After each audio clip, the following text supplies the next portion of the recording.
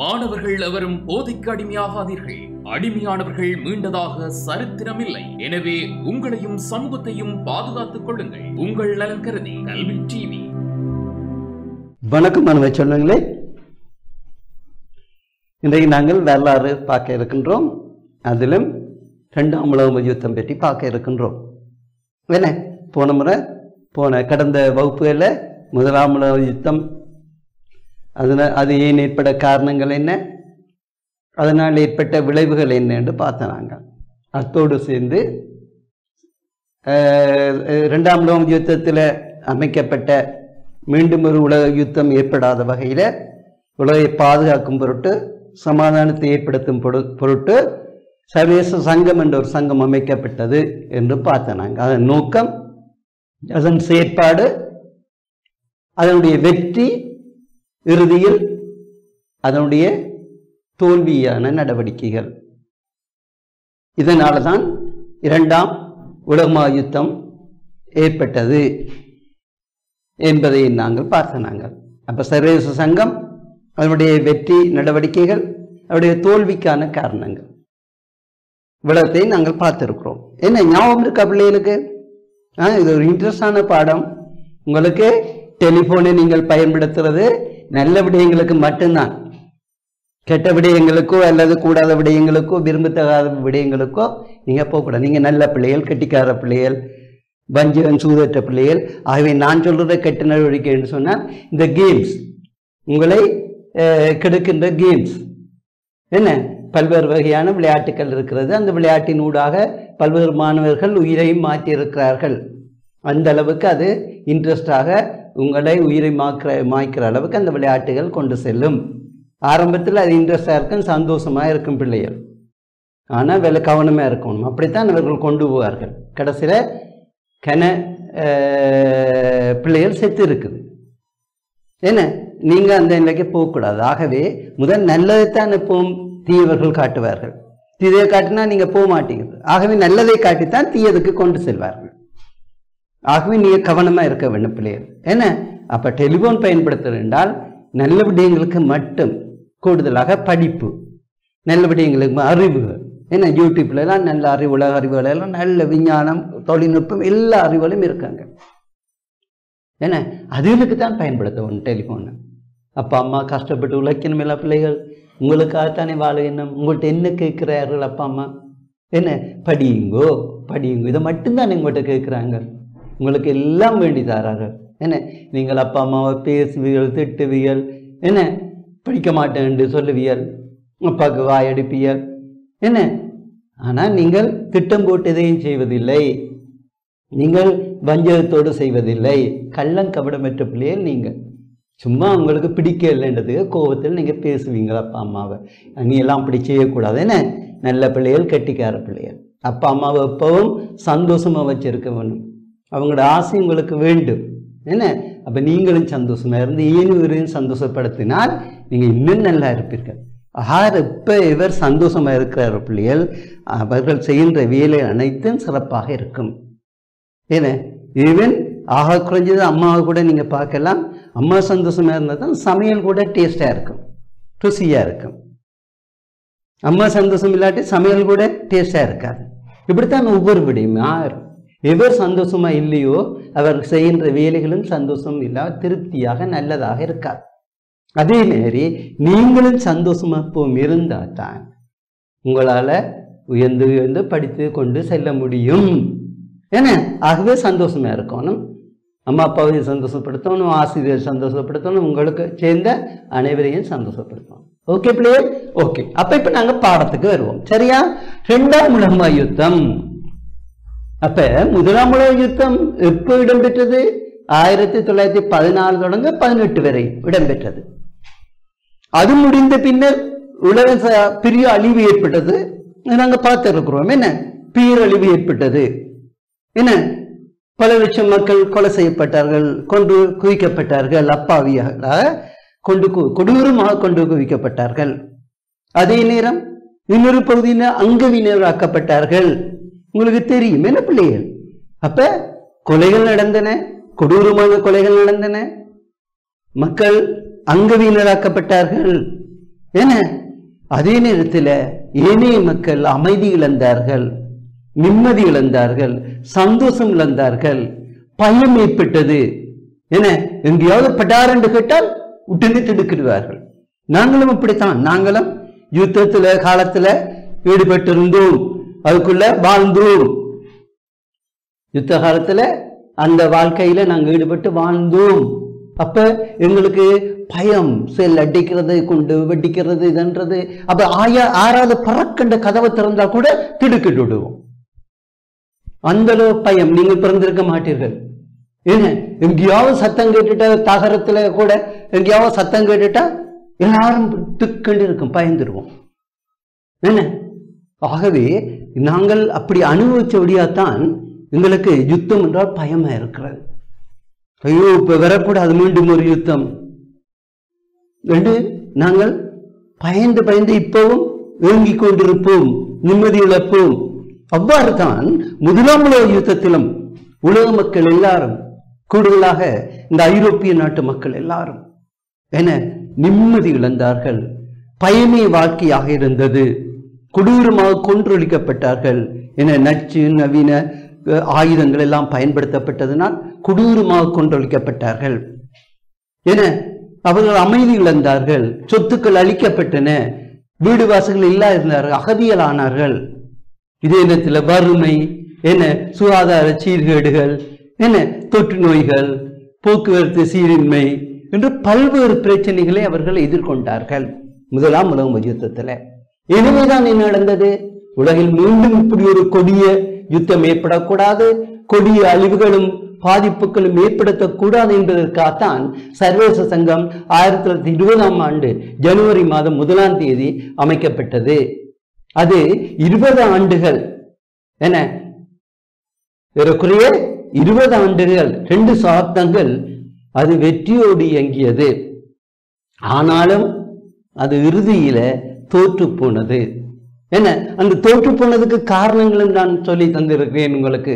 என்ன அதனுடன் சிறந்த ஒரு எண்ணெயில படை இல்லை, சமாதான படையை கூட பயன்படுத்துவதற்கு அதனிடம் ஒழுங்கான ஒரு கொள்கை இருக்கவில்லை, நிபந்தனைகள் இருக்கவில்லை. அதே நேரத்தில் நாடுகள் எல்லாம் இவ்வாறு ஆரம்பத்தில் சர்வதேச சங்கத்துக்கு மதிப்பளித்து சொல்லுன்ற சொல்லெல்லாம் கேட்டு அதனுடைய கட்டளைகளை கடைபிடித்து நடந்தனவோ காலஞ்செல்ல செல்ல அவ்வாறு மதிப்பு கொடுக்கவில்லை சர்வதேச சங்கத்துக்கு. அதிலிருந்து விலகத் தொடங்கின.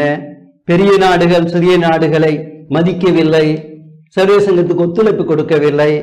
அதே நேரத்தில் அமெரிக்கா சர்வதேச சங்கத்தில் சேரவில்லை, ரஷ்யா சர்வதேச சங்கத்திலிருந்து ஒதுக்கப்பட்டது. இப்படியான பல்வேறு காரணங்களால சர்வதேச சங்கம் இறுதியில என்ன தோல்வி அடைய வேண்டியிருந்தது. இந்த தோல்வி 2ஆம் உலக யுத்தத்துக்கு வித்திட்டது. இன்றைக்கு நாங்கள் பார்க்க போற பிள்ளைகள் 2ஆம் உலக யுத்தம். என்ன இந்த 2ஆம் உலக யுத்தம் எப்ப ஏற்பட்டது? 1939 செப்டம்பர் மாதம் பிள்ளைகள் உருவாகி 1945 ஆகஸ்ட் வரையும் இந்த யுத்தம் இடம்பெற்றது பிள்ளைகள், மறக்கக்கூடாது. 1939 செப்டம்பர் மாதம் ஆரம்பித்து 1945 ஆகஸ்ட் வரை ஏறக்குறைய 6 வருடங்கள் இந்த யுத்தம் தொடர்ந்து இடம்பெற்றது. இது இன்னும் பேரழிவை உருவாக்கியது பிள்ளைகள். முதலாம் உலக யுத்தத்தை விட கொடுமையான பேரழிவுகளை ஏற்படுத்தியது. நாங்கள் சொல்லி தருவேன். என இந்த யுத்தத்தில் அணுக்குண்டு பயன்படுத்தப்பட்டது. அணுக்குண்டு உங்களுக்கு தெரியும். கண்ண மூடி முடிப்பதற்கு இடையில எல்லாரும் கருகி சாம்பலாகி விடுவோம். எங்கேயோ உடல் எல்லாம் கருகி என்ன அங்கவினலாக்கப்படுவார்கள். கண் தெரியாது, காது கேட்காது, என்ன அங்கங்கள் எல்லாம் இயங்காத நிலைக்கெல்லாம் விட்டு செல்வார்கள். இன்றைக்கு அங்கு பயின்ற ஹிரோஷிமா நாகாசாக்கி எனப்படுகின்ற ஜப்பானின் இந்த நகரங்களில் அமெரிக்கா இந்த வீசிய 2 அணுக்குண்டுகளால் லிட்டில் பாய் ஸ்மால் பாய் எனப்படுகின்ற பெரிய பையன் சிறிய பையன் எனப்படுகின்ற இந்த அணுக்குண்டுகளை ஹிரோஷிமா நாகாசாக்கியில வீசியது அந்த நகரங்கள் 2ம் சாம்பலாகின. அது அத்தோடு முடியவில்லை பிள்ளைகள். இன்றைக்கு வரையும் அதனுடைய தாக்கம் அந்த ஹிரோஷிமா நாகாசாக்கியில இடம்பெற்றுக் கொண்டுதான் இருக்கின்றது. அங்க வாழுகின்ற மக்கள் அந்த நச்சு தாக்கத்தை இன்றைக்கும் அனுபவித்துக் கொண்டுதான் இருக்கிறார்கள். என அது நிலத்துக்கு கீழே போய் அவருடைய நச்சு கதிர்வீச்சுக்களும் நச்சு வாயுக்களும் இன்றைக்கு கருவில் இருக்கிற தாயின் வயிற்றில் இருக்கிற பிள்ளைகளை கூட இன்றைக்கு பாதிக்குது. பிள்ளைகள் எப்ப நடந்த யுத்தம் 1939ஆம் ஆண்டு. இன்றைக்கு எத்தனை வருடங்கள் ஆகிவிட்டன. ஆனாலும் அங்கு பிறக்கின்ற குழந்தைகள் பிள்ளைகள் இன்றைக்கு வரை வலது குறைந்தவர்களாக பிறக்கின்றன, அங்கவீனர்களாக பிறக்கின்றன. காரணம் அந்த ஹிரோஷிமா நாகாசாக்கியில் வீசப்பட்ட அணுக்கூட்டினுடைய பாதிப்பு இன்றைக்கும் காணப்படுகின்றது. எத்தனை வருடங்கள் என்று பாருங்க, இன்றைக்கும் காணப்படுகின்றது பிள்ளைகள். பாத்தீங்களா? ஆகவே மிக கொடுமையான அணு ஆயுதங்கள் எல்லாம் பயன்படுத்தப்பட்டன. எனவே பேரழிவை உருவாக்கியது. என்ன? உலகம் முழுவதும் நடைபெற்ற இந்த பயங்கரமான யுத்தத்தை இரண்டாம் உலக யுத்தம் என்று அழைக்கின்றனர். இப்ப விளங்குதா பிள்ளைகள்? இப்ப விளங்குதா? இதை நாங்க பார்ப்போம். இந்த யுத்தத்துக்கான காரணங்கள் என்னன்னு பார்ப்போம். இன்றைக்கு உங்களுக்கு சொல்லியிருக்கு, இன்றைக்கு இரண்டாம் உலக யுத்தம் மட்டுமல்ல, அது முடிஞ்சு கொடூரமான பேரழிவை ஏற்படுத்தினாலும் இன்றைக்கு மூன்றாம் உலக யுத்தம் ஆரம்பமாக இருக்கிறது பிள்ளைகள். இரவும் நான் நியூஸ் கேட்ட போது, அந்த யூடியூப்ல பார்த்த போது, என்ன ரஷ்யா உக்ரைன் மீது 3 வருடங்களாக படையெடுத்து வருகின்றது. உங்களுக்கு அந்த இடங்கள் எல்லாம் தெரிஞ்சிருக்க வேண்டும். உலகப்படத்துல பார்த்து கொள்ளுங்க. உக்ரைன் எங்க இருக்கிறது? ரஷ்யாவிலிருந்து முதல் சோவியத்து சமூடமை குடியரசுல இருந்து பிரிந்த நாடு இந்த உக்ரைன். 14 நாடுகள் பிரிந்து சென்று தனி நாடுகளாக மாறின சோவியத்து சமூடமை குடியரசுல இருந்து அதுல ஒன்றுதான் இந்த உக்ரைன். ரஷ்யாவினுடைய தென் பகுதியில் இருக்கின்றது. விளங்குதானே? ஆகவே அந்த உக்ரைன் மீது அது நிறைய வளம் கொண்ட பிரதேசம். என்ன? விமானங்களை உற்பத்தி செய்கிற உயர்ந்த கனியங்கள் இருந்து அணுகுண்டை உற்பத்தி செய்கின்ற சகல வளங்களையும் இந்த உக்ரைன் கொண்டிருக்கிறது. எனவே அதை கைப்பற்ற வேண்டும் என்று ரஷ்யா அதன் மீது படையெடுத்து 3 வருடங்களாக யுத்தம் இடம்பெறுகின்றது. இப்ப மாற்றம் ஏற்பட்டிருக்கிறது. அந்த பேரரசான ரஷ்யாவை நோக்கி உக்ரைன் படையெடுத்து செல்கின்றது. ரஷ்யாவுடைய சுச்சா எனப்படுகின்ற பிரதேசத்தை கைப்பற்றி ஏறக்குறைய 1000 சதுர கிலோமீட்டர் பரப்பான பிரதேசத்தை கைப்பற்றி இன்றைக்கு தொடர்ந்து உக்ரைன் ரஷ்யாவுடைய தலைநகர் வரை முன்னேறி செல்கின்றது. எனவே அந்த முன்னேற்றத்தை தடுப்பதற்கு இன்றைக்கு ரஷ்யாவுடைய அமைச்சர் என்ன சொல்லியிருக்கிறார்? பாதுகாப்பு அமைச்சர், இதற்கெல்லாம் காரணம் ஐக்கிய அமெரிக்கா தான். ஐக்கிய அமெரிக்கா தான் இந்த கணக்கு உதவிகளை வழங்கி உக்ரைனை இவ்வாறு படையெடுக்க செய்திருக்கிறது. எனவே ஐக்கிய அமெரிக்கா தங்களுடைய சிவப்பு எல்லையை, ரெட் லைனை, போர்டரை தாண்டி விட்டது. எனவே அதற்கான பதிலடி நாங்கள் கொடுப்போம் என்றால் அணு ஆயுதத்தை பயன்படுத்துவதற்கு மறைமுகமாக சொல்லியிருக்கிறார்கள். எனவே பிள்ளைகள் யோசிச்சு பாருங்க, தற்செயலா யுத்தம் ஏற்பட்டால் கண்ணு மூடி முடிக்கிறதுக்கு இடையில நாங்கள் உலக நாடுகள் எல்லாமே அழிந்து சாம்பல் ஆகிவிடும். ரஷ்யாவும் உக்ரைனும் தனியே சண்டை பிடிக்கிறதில்லை. ரஷ்யா உக்ரைனுக்கு சார்பான நாடுகள் ஒரு பக்கமாகவும் ரஷ்யாவுக்கு சார்பான நாடு ஒரு பக்கமாகவும் இருந்து கொடிய ஆயுதங்களை பயன்படுத்தி கண்ணமுடி முழிக்குவதற்கு உலகம் அழிந்து சாம்பலாகிவிடும். அது ஏற்படாதபடி பல்வேறு முயற்சிகள் இடம்பெறுகின்றன. அதே நேரத்தில் நீங்களும் நாங்களும் கடவுளை பிரார்த்தித்துக் கொள்ள வேண்டும். இப்ப நாங்கள் வருவோம். எனவே இந்த இரண்டாம் உலக யுத்தம் எப்போது ஏற்பட்டது? 1939ஆம் ஆண்டு செப்டம்பர் மாதம் தொடங்கி 1945 ஆகஸ்ட் வரை 6 வருடங்கள் தொடர்ந்து இடம்பெற்றன. இந்த யுத்தத்துக்கான காரணிகளை நாங்கள் பார்த்தோம்டா பிள்ளைகள். உலக யுத்தத்துக்கான காரணிகள்ல ஒன்று பார்த்தோம்டா பிள்ளைகள். பாருங்க, முதலாவது காரணங்களை நாங்க பார்த்தோம் என்றால், ஒன்று ஜெர்மனியின் ஹிட்லரின் எழுச்சியும் அவருடைய செயற்பாடுகளும். யார் இந்த ஹிட்லர் என்றதை நாங்கள் இப்ப முதல் பார்ப்போம். என்ன அதற்கு முன்னர் யுத்தத்திற்கான காரணங்கள், இரண்டாம் உலக யுத்தத்திற்கான காரணங்கள் ஒன்று ஜெர்மனியின் ஹிட்லரின் எழுச்சியும் அதன் நடவடிக்கைகளும் இது உண்டு. நான் விளங்கப்படுத்துவேன். இந்த இருக்கிற ஹிட்லர் விளங்கப்படுத்த படத்தை பார்த்துக் கொள்ளுங்க, இந்த ஹிட்லரை பார்த்துக் கொள்ளுங்க. சரியா? ரைட். இது முதலாவது காரணம். இரண்டாவது காரணம் என்னடா பிள்ளைகள் பார்த்தோம் என்று சொன்னால், இங்க இத்தாலியினுடைய சரியா நடவடிக்கையை நாங்க பார்ப்போம். இரண்டாவது காரணம் இத்தாலியினுடைய சொல்றேன். இது இரண்டாவது காரணம். சரிதானே? இத்தாலியின் முசோலினுடைய நடவடிக்கை இதை நாங்க பார்ப்போமா? ரைட். இது இரண்டாவது காரணம், முசோலினுடைய செயற்பாடு. இத்தாலியினுடைய ஆள் இந்த முசோலினி என்பதையும் உங்களுக்கு நான் சொல்லித்தாரேன். இந்த இருக்கிற முசோலினி இவரையும் பார்த்து வச்சு கொள்ளுங்க. சரியா? படங்கள் போட்டுட்டு கேள்வி கேட்பார்கள், ஆக்களை பார்த்து வச்சு கொள்ளுங்க. அப்ப இத்தாலியில் முசோலினியின் செயற்பாடுகள். மூன்றாவது காரணமாக பார்த்தோம் வேண்டா, முக்கிய காரணமாக மூன்றாவது காரணம் பார்த்தோம் வேண்டா பிள்ளைகள். சரியா? பாருங்க, மூன்றாவது காரணம் பார்த்தோம்னு சொன்னால் ஜப்பானின் நடவடிக்கைகள். இது மூன்றாவது காரணம். சரியா? ரைட். ஜப்பானின் நடவடிக்கைகள். சரியா? நான்காவது காரணமாக பார்த்தோம் வேண்டா பிள்ளைகள்,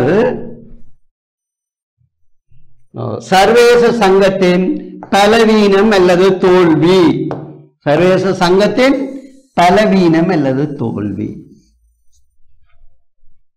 சரியா? இவை மிக முக்கியமான காரணிகளாக விளங்குகின்றன. இதை இரண்டாம் உலகம் யுத்தம் ஏற்பட்டதற்கான காரணிகள். இப்ப இன்னும் பார்த்தோம். ஒன்று ஜெர்மனியின் ஹிட்லரின் எழுச்சியும் அவருடைய செயற்பாடுகள். இரண்டாவது இத்தாலியின் முசோலினுடைய செயற்பாடு. மூன்றாவது ஜப்பானுடைய நடவடிக்கைகள். நான்காவது சர்வதேச சங்கத்தினுடைய தோல்வி அல்லது பலவீனம். இவை தவிர ஏனைய பல காரணிகளும் உண்டு. விளங்குதானே? அதாவது வல்லரசு நாடுகளிடையே காணப்பட்ட போட்டி. அப்ப முதலாம் உலக யுத்தத்தின் முடிவில் வல்லரசு நாடுகள் நிலைக்கு பிரித்தானியாவும் அமெரிக்காவும் வந்தது. முன்னுக்கு வல்லரசு நாடாக பிரித்தானியா மட்டும்தான் இருந்தது. ஆனால் முதலாம் உலக யுத்தம் முடிந்த உடனே பிரித்தானியாவும் அமெரிக்காவும் வல்லரசு நிலைக்கு வந்துவிட்டன. எனவே ரஷ்யா ஒதுக்கி வைக்கப்பட்டது. ரஷ்யாவும் பலம் வாய்ந்த நாடாக இருந்த போதிலும் ரஷ்யா ஒதுக்கி வைக்கப்பட்டது. சர்வதேச சங்கத்திலிருந்து ஒதுக்கி வைக்கப்பட்டது. எனவே ரஷ்யாவுக்கு அது ஆத்திரத்தை கொடுத்தது, தான் வல்லரசாக வர வேண்டும். எனவே ரஷ்யா மறைமுகமாக தான் வல்லரசாக வர வேண்டும் என்ற போட்டி ஏற்பட்டது. எனவே அது பிரித்தானியாவுக்கும் அமெரிக்காவுக்கும் இடையில என நேரடியாக இல்லாவிட்டாலும் மறைமுகமாக அவற்றை ஒதுக்கிவிட்டு தான் வல்லரசாக, உலக வல்லரசாக, பலம் வாய்ந்த நாடாக மாற வேண்டும் என்று ரஷ்யனுடைய விருப்பமாக இருந்தது. இதே நேரத்தில் ஜெர்மனி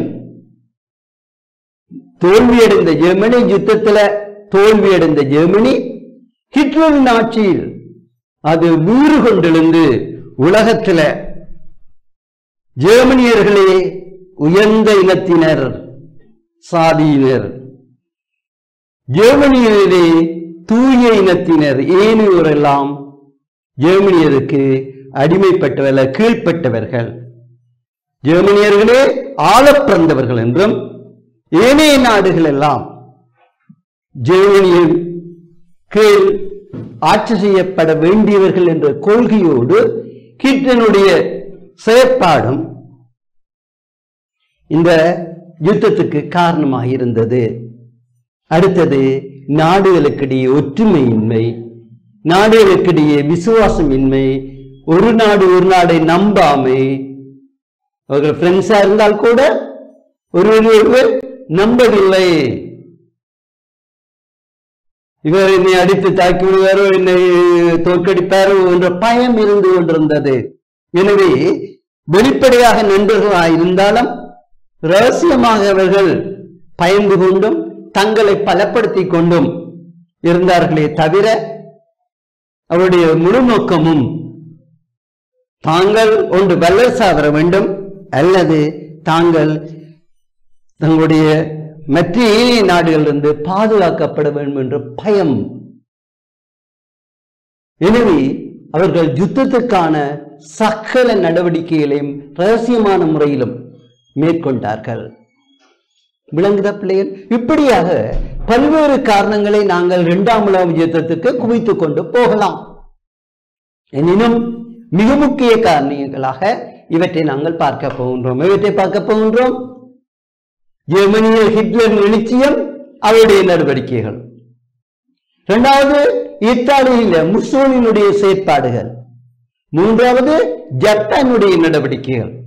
நான்காவது, சர்வதேச சங்கத்தின் பலவீனம். இந்த அடிப்படையில் இந்த முக்கியமான காரணங்களை பிள்ளைகள் நாங்க பார்ப்போம். சரியா? ரைட். முதலாவது காரணம் என்ன பார்க்கிறோம்? முதலாவது காரணியாக நாங்க என்ன பார்க்கிறோம்? இந்த ஜெர்மனியினுடைய, சரியா, ஜெர்மனியினுடைய நடவடிக்கைகளை பார்ப்போம். இதுதான் முதலாவது காரணம். சரியா? பார்த்துக்கொள்ளுங்க.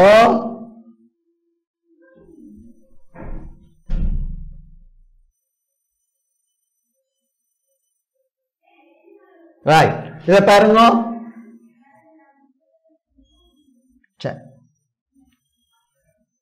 பாருங்க பிள்ளையர், ஜெர்மனியின் ஹிட்லரின் எழுச்சியும் அவரின் நடவடிக்கைகளும். யார் இந்த ஹிட்லர் பிள்ளையர் என்று பார்த்தோம் என்று சொன்னால், ஏற்கனவே உங்களுக்கு தெரியும் முதலாம் உலக யுத்தத்துக்கு காரணமாயிருந்தது ஜெர்மனி தான். எனவே ஜெர்மனி தோற்கடிக்கப்பட்டது. ஏனைய வல்லரசு நாடுகளால, அதாவது நேசனி எனப்படுகின்ற நாடுகளான ஐக்கிய அமெரிக்கா, பிரித்தானியா, ரஷ்யா போன்றவற்றினுடைய இந்த கூட்டணி நாடுகள் அல்லது நேச நாடுகள்னால இந்த ஜெர்மனி தோற்கடிக்கப்பட்டது. ஜெர்மனியுடைய கூட்டமைப்பு எவ்வாறு அழைக்கப்பட்டது? மத்திய ஐரோப்பிய வல்லரசு நாடுகள். மத்திய ஐரோப்பிய வல்லரசு நாடுகள். அதில் யார் யார் இருந்தார்கள்? ஜெர்மனி, இத்தாலி, ஹங்கேரி போன்ற நாடுகள், ஆஸ்திரியா போன்ற நாடுகள் இருந்தன. சரியோ? ரைட். எனவே இந்த ஜெர்மனி இந்த நேச நாடுகளால தோற்கடிக்கப்பட்டது. அதில் இத்தாலியும் ஜெர்மனியை விட்டு விலகிவிட்டது. விலகி எதிரி நாடுகளோடு சேர்ந்து விட்டது. எனவே ஜெர்மனி தோற்கடிக்கப்பட்டது. இது முதலாம் உலக யுத்தத்தின் விளைவுகள். எனவே அந்த முதலாம் உலக யுத்தத்தின் விளைவுகள்ல உடன்படிக்கையில் ஏற்படுத்தப்பட்டது, வோர்சோஸ் உடன்படிக்கை. அந்த உடன்படிக்கையில ஜெர்மனிக்கு பல்வேறு நிபந்தனைகள் விதிக்கப்பட்டன, பார்த்திருக்கின்றோம். அப்ப யுத்தத்திற்கு முழு காரணம் ஜெர்மனியாகும். எனவே ஜெர்மனி யுத்தத்துக்கான நட்டஈடை செலுத்த வேண்டும்.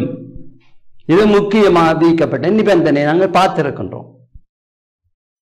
இரண்டாவது, படைகளை வைத்திருப்பதும் கட்டுப்பாடு இருக்க வேண்டும். அடுத்தது, அவர்கள் ஆயுதங்களை உற்பத்தி செய்வதோ படைகள் வைத்திருப்பதோ கட்டுப்பாட்டுடன் இயங்குவது மட்டுமின்றி அதை தெரியப்படுத்த வேண்டும், சர்வதேச சங்கத்துக்கு தெரியப்படுத்த வேண்டும் என்ற நிபந்தனை எல்லாம் விதிக்கப்பட்டன. அவர் கைப்பற்றிய பிரதேசங்கள் எல்லாம் திருப்ப ஒப்படைக்க வேண்டும்.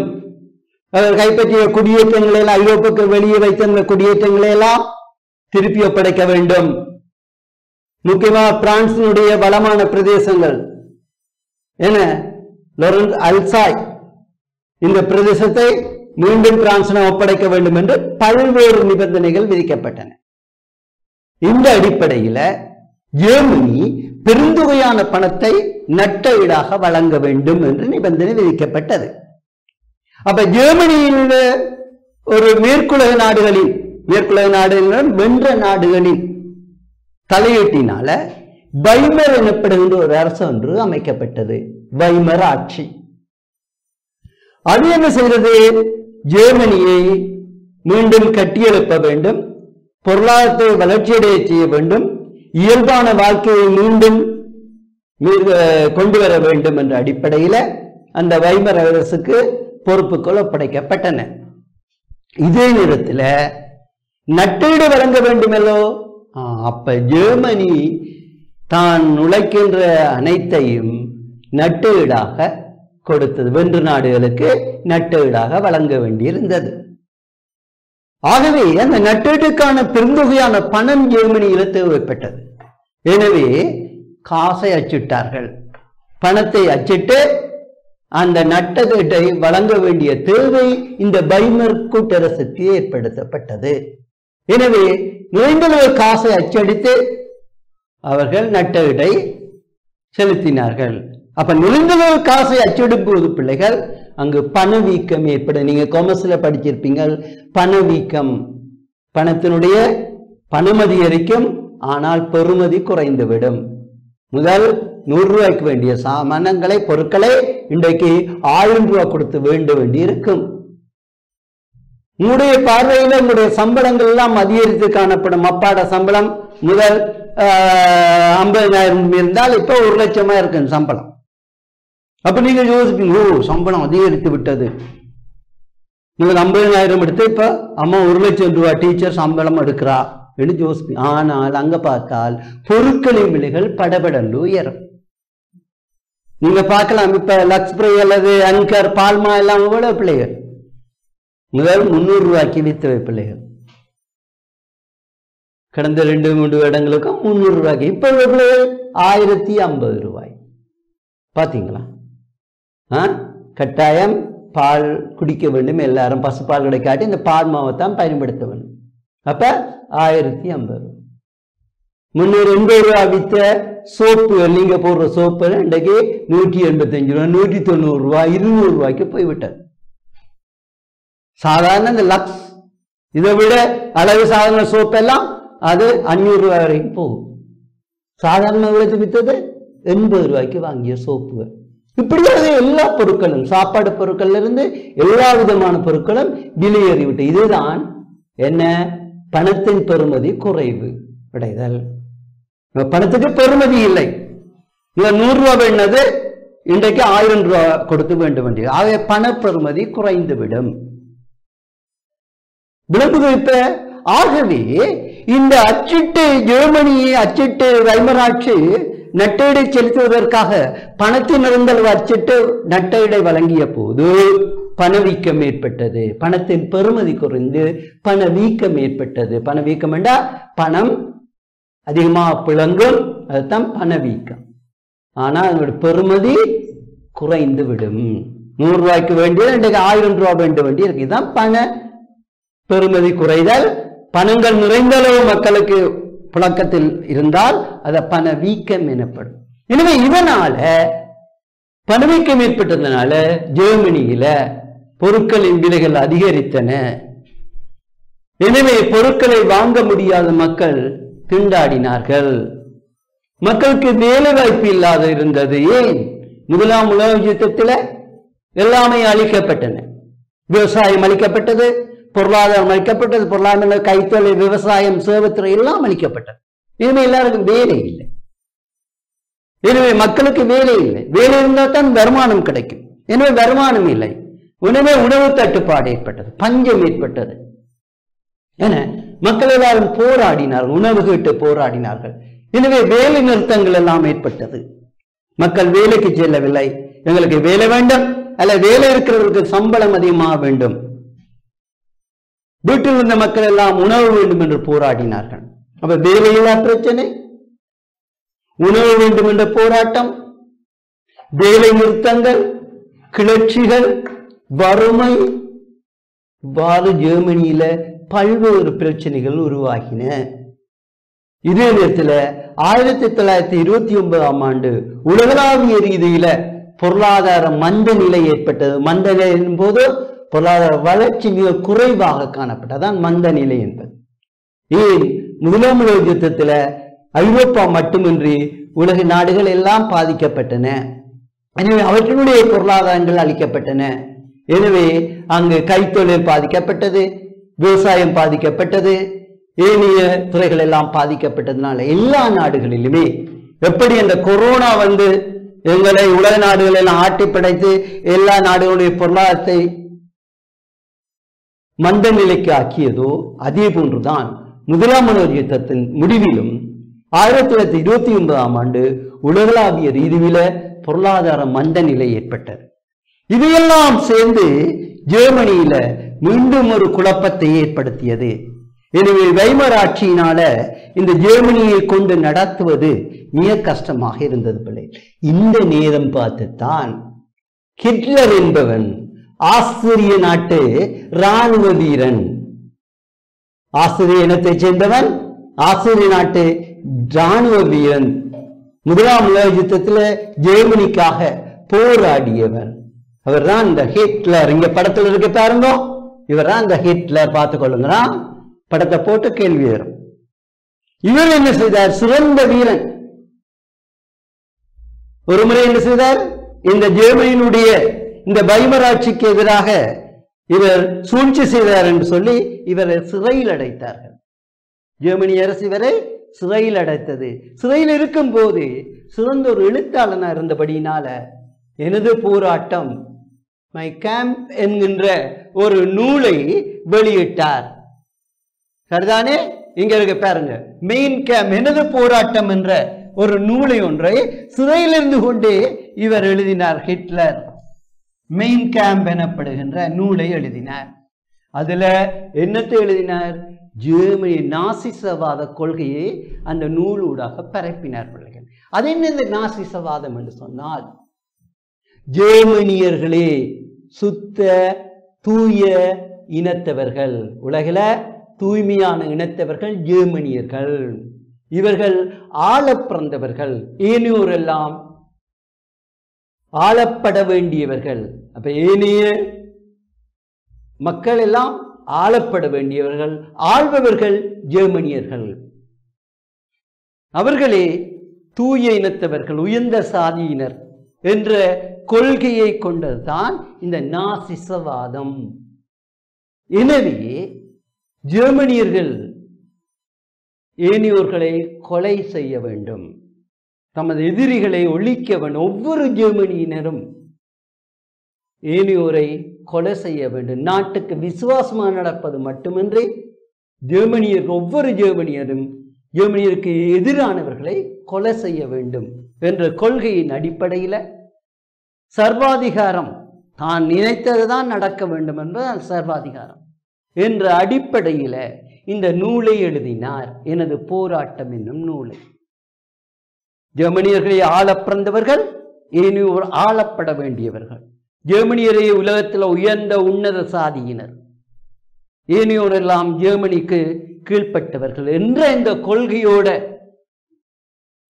இந்த இயங்கியதான் இந்த நாசிசவாதம். பிள்ளைகள், இந்த நாசிசவாதம்.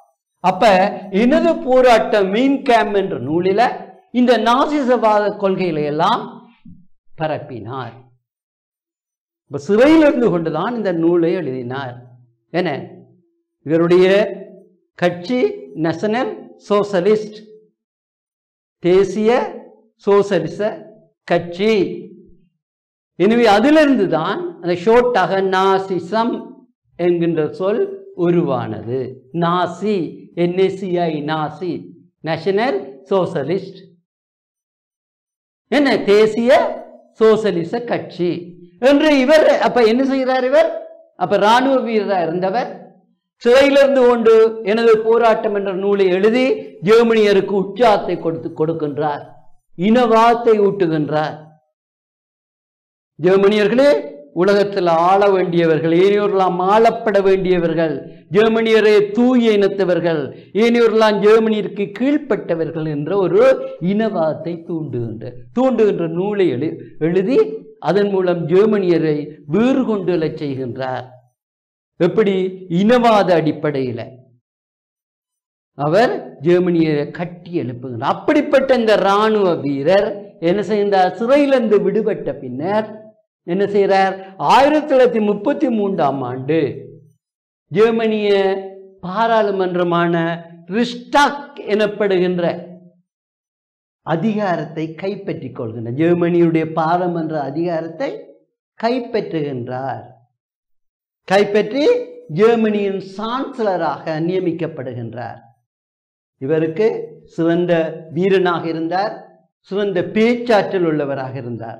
மக்களை தன்னுடைய பேச்சு மூலம் கவர்ந்திழுத்தார். மக்களுக்கு இனவாத கொள்கையை பரப்பினார். அதாவது ஜெர்மனியர்கள் தான் நாம் தூய இனத்தவர்கள், நல்ல சாதியினர், ஜெர்மனியர்களே ஆள வேண்டியவர்கள், ஏனையோரெல்லாம் ஆளப்பட வேண்டிய என்று சொன்னால் தோற்று போனவருக்கும் உற்சாகம் வருந்தானே பிள்ளைகள். இனவாதத்தை தூண்டும் போது என்ன ஏனையோரெல்லாம் எங்களுக்கு அடிமையானவர்கள் என்ற கருத்தை வைத்துக்கொண்டு இனவாதத்தை தூண்ட ஜெர்மனியை தான் உயர்ந்த சாதியினர், ஏனையோரெல்லாம் தாழ்ந்த சாதியினர் என்ற கருத்தை சொல்லுவோம். எல்லாருக்கும் உற்சாகம், அந்த நாட்டில் மக்களுக்கு உற்சாகம் ஏற்படும். என்ன பிள்ளைகள், தோற்று போனவர்கள் இத்தனை தூங்குறெல்லாம் கண்ணமொழி சொல்வார்களா, நாங்கள் ஆள பிறந்தவர்கள், நாங்கள் தான் இந்த உலகத்தை ஆள வேண்டியவர்கள் என்ற ஒன்று சந்தோஷம் தான் எல்லாருக்கும். ஏன்னா ஏனையோரு கொலை செய்ய வேண்டும். ஜெர்மனியர் ஒவ்வொருவரும் நாட்டுக்கு விசுவாசமாக இருப்பது மட்டுமின்றி ஏனையோரை கொலை செய்ய வேண்டும். கூடுதலாக தங்களுடைய எதிரிகளாக ஜூதர்களையும், அடுத்தது ரஷ்ய இந்த பொதுவுடைமைவாத கொள்கை கொண்டவர்களையும், கம்யூனிச கொள்கை கொண்டவர்களும் ஜெர்மனியர் தங்களுக்கு எதிரானவர்களாக நினைத்தார்கள். எனவே அவர்களை எல்லாம் கொலை செய்ய வேண்டும் என்று இந்த நாசிசவாத கொள்கையில ஹிட்லர் சொல்லிக் கொடுத்தார். அப்ப இனவாதத்தை தூண்டும் போது நாங்கள் தான் உலகத்தில் பெரியவர்கள், நாங்கள் தான் இந்த சாதி என்று சொல்லும் போது பிள்ளைகள் அவர்களுக்கு உற்சாகம் பெறாதோ, அவர்களுக்கு ஹிட்லருக்கு ஆதரவு அளிப்பார்கள் இல்லோ. ஹிட்லர் என்ன சொன்னார்? நான் ஒரு ஜெர்மனியை கட்டி எழுப்புவேன், ஜெர்மனி உலக வல்லரசாக நிமிர்ந்திருக்கும், ஜெர்மனி இந்த உலகத்தை ஆளும், ஐரோப்பா மட்டுமின்றி இந்த உலகத்தை ஆளும் என்று நான் அதை ஆக்கி காட்டுகின்றேன், என்னை நீங்கள் நம்புங்கள் என்று சொன்ன போது எல்லாருமே ஹிட்லருக்கு ஆதரவு அளித்தார்கள். ஏனென்றால் அவன் ஒரு சிறந்த இராணுவ வீரராக, சாதாரண மனிதனாக இருக்கவில்லை, சிறந்த இராணுவ வீரராக இருந்தார். தன்னுடைய சூழ்ச்சியின் மூலமும் அதே நேரத்தில் தன்னுடைய புத்திசாலித்தனம் தந்திரோபயத்தின் மூலமும் இந்த பார்லமென்றத்தை கைப்பற்றின, அதிகாரத்தை கைப்பற்றி சான்சலராக வந்தால் இப்போது அதிகாரம் இருக்கவர், இராணுவ வீரர், சிறந்த பேச்சாற்றல் மிக்கவர், இப்படி அதிகாரத்துக்கும் வந்து விட்டார். எனவே அவர் சொல்வதை மக்கள் நம்பினார்கள். அவரோடு இருந்தவர்கள் எல்லாம் அவர்களை நம்பினார்கள். எனவே ஹிட்லர் தன்னுடைய சூழ்ச்சியையும் தந்திரத்தையும் தன்னுடைய வீரத்தையும் தன்னுடைய பேச்சாற்றலையும் பயன்படுத்தி கொண்டு சும்மா இருக்கவில்லை. பார்லமெண்டின் அதிகாரத்தை கைப்பற்றிவிட்டு சும்மா இருக்கவில்லை. பிள்ளைகள் என்ன செய்தார்? இன்னும் தொடர்ந்தும் தன்னை நிலைநிறுத்திக் கொண்டார். அதாவது பார்லமெண்டத்தை கைப்பற்றி பார்லமெண்டத்தில் எலெக்ஷன் நடப்பதற்கு இருந்த போது சூழ்ச்சியாக பார்லமெண்டத்தை எரித்தார். எரிதி போட்டு என்ன செய்தார்? அந்த பழிச்சொல்லை எரித்தது இந்த சோசலிச இல்ல பொது உடைமைவாதிகள் தான், கம்யூனிஸ்ட் கட்சியைச் சேர்ந்த பொது உடைமைவாதிகள் தான் இந்த பார்லமெண்டத்தை எரித்தார்கள் என்று குற்றச்சாட்டை அவர்கள் மீது போட்டு அவர்களை தண்டிக்க தொடங்கினார். அதே நேரத்தில் என்ன செய்தார்? சான்சலராக வந்தார். அப்போது சான்சலராக இருந்தவர் வயதிவர் ஒருவர் தான் இப்போது சான்சலராக இருந்தார். பிள்ளைகள் அவர் நீங்கள் பார்க்கலாம்,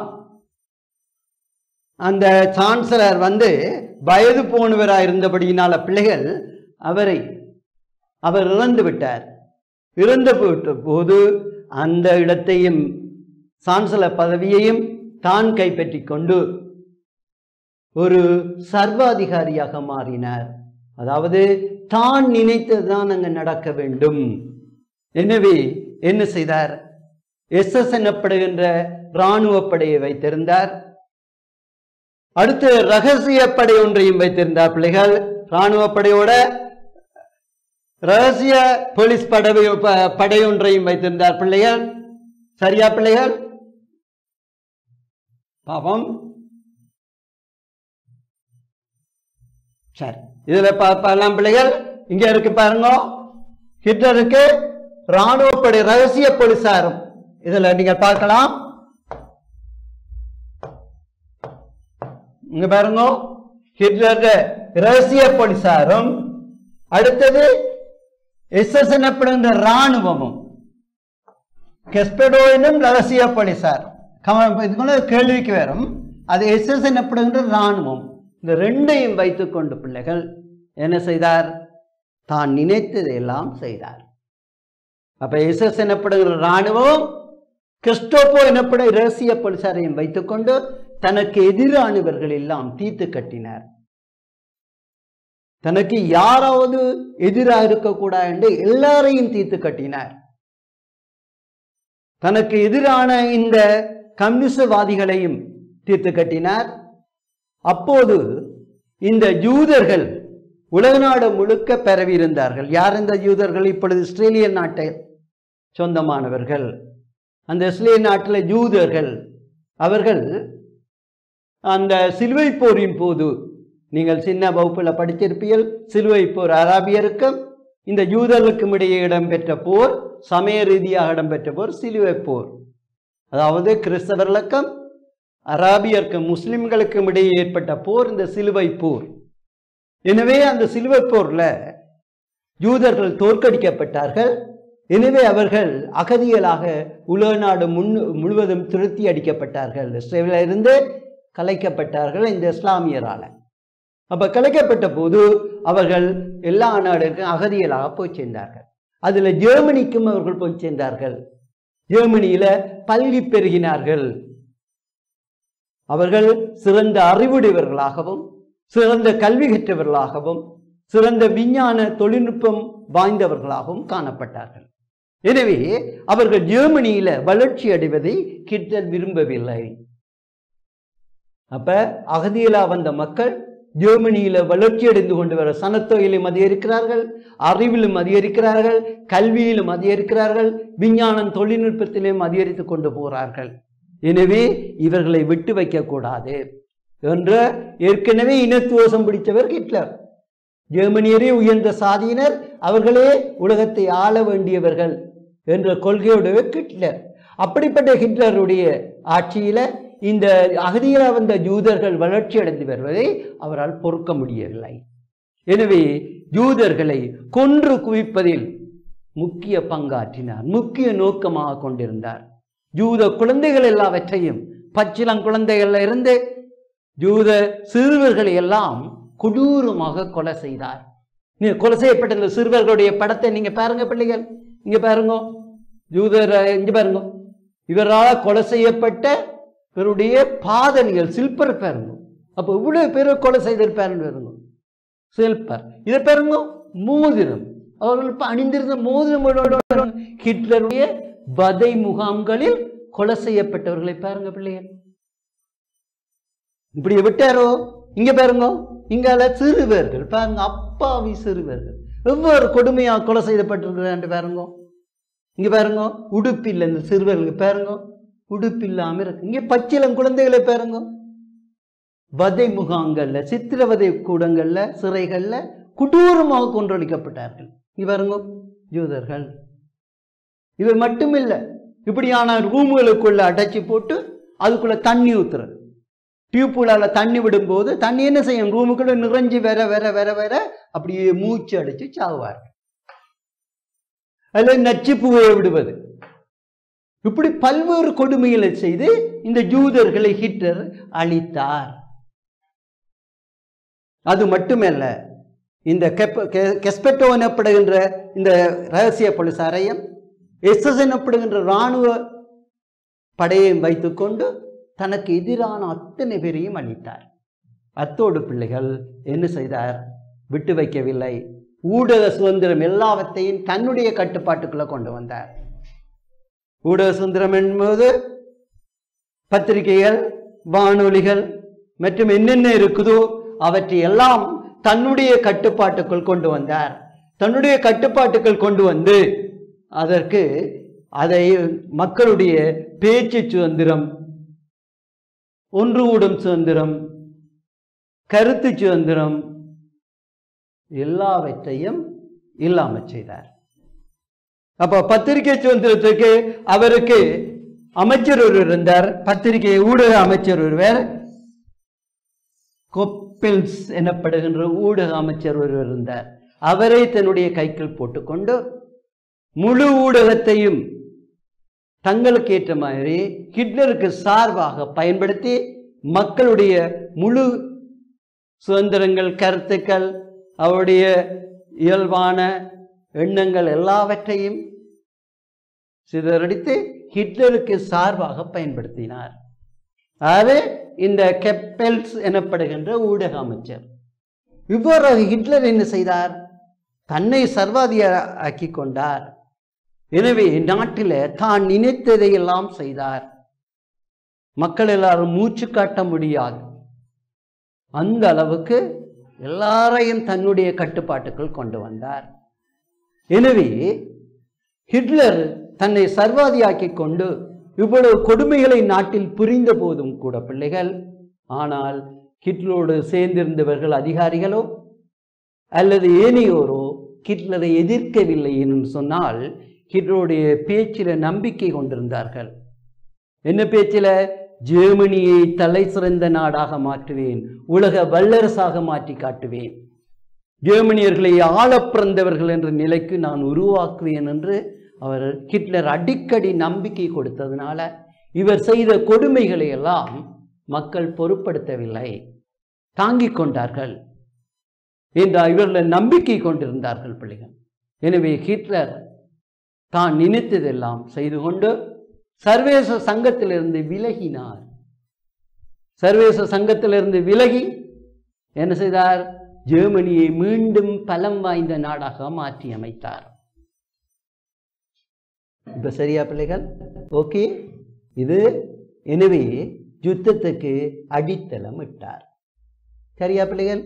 அடுத்த காரணிகளை நாங்கள் தொடர்ந்து பார்ப்போம். சரியா? இத்தோடு இதை நிறுத்தி கொண்டு அடுத்த வகுப்புல உங்களை சந்திக்கும் வரை ஏனைய யுத்தத்துக்கான காரணிகளை நாங்கள் பார்ப்போம். நீங்கள் என்ன செய்ய வேண்டும்? இதை பற்றி நிறைய வாசிக்க வேண்டும், அல்லது இந்த யூடியூப்ல இந்த யுத்தத்தை பற்றி தான் பார்க்க வேண்டும். தேவையில்லாத விஷயங்களை எல்லாம் பார்க்கக்கூடாது பிள்ளைகள். உங்களை நாங்கள் நம்பிக்கை வச்சிருக்கிறோம். பெற்றோரும் ஆசிரியர்களும் உங்களோட முகத்தை காணாவிட்டாலும் நாங்கள் உங்களில் அன்பும் நம்பிக்கையும் வைத்திருக்கிறோம். எனவே நீங்கள் தேவையில்லாத விடயங்களை எல்லாம் கைவிட்டுட்டு, கூடுதலாக இந்த டெலிஃபோன் பயன்படுத்துதலை கைவிட்டுட்டு, அப்படி டெலிஃபோன் பயன்படுத்தினாலும் நல்ல விடயத்துக்கு மட்டும்தான் பயன்படுத்த வேண்டும். ஆகவே இந்த யூடியூப்லேயோ இன்னத்திலையோ நீங்கள் 2ஆம் உலக யுத்தத்தை எடுத்து பாருங்க, படங்கள் எல்லாம் இருக்கு பாருங்க. மற்றபடி வேறு ஒன்றையும் நீங்கள் இதண்டக்கூடாது. சரியா? நம்பிக்கை வைத்து உங்களிருந்து விடைபெறும் ஆசிரியர் நான் எம். இக்னேசியஸ். வணக்கம் பிள்ளை. நன்றி. கல்வி டிவியில் புத்தம்புது நிகழ்ச்சிகளை உடனுக்குடன் பார்த்து மகிழ எமது ஃபேஸ்புக் மற்றும் யூடியூப் பக்கத்தை லைக் செய்யுங்கள்.